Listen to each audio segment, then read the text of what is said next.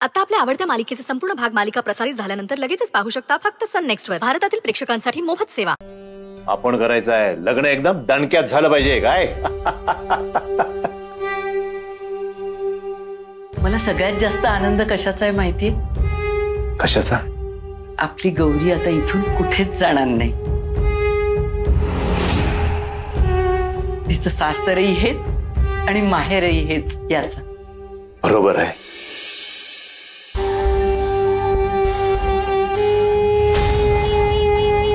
गौरी गौरी गौरी यांना दुसरं काही सुचतच नाही का?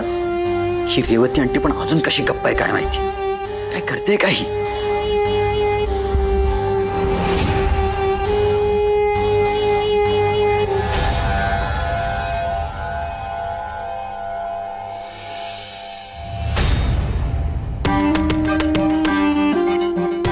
पुन्हा तेच. परत या पुष्पाने माझा प्लॅन मातीत मिळवला. आतापर्यंत तो पुष्पा आजीबरोबर घरी गेला असता आणि हा विषय कायमचा बंद झाला असता. पण कसलं काय, या गौरीला ना नाटक करून माणसांना घोळात घ्यायला बरोबर जमत.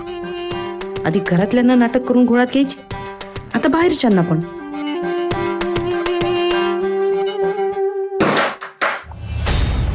घाबरलीस आंटी? नाही, घाबरायलाच हवं, पण मला नाही. तू जी परिस्थिती निर्माण करून ठेवलीस ना, त्या परिस्थितीला घाबर. काय बोलतोस तू? मला कळेल असं बोलत जा रे कधीतरी. तुला खरंच गौरीला घराच्या बाहेर हाकलायचे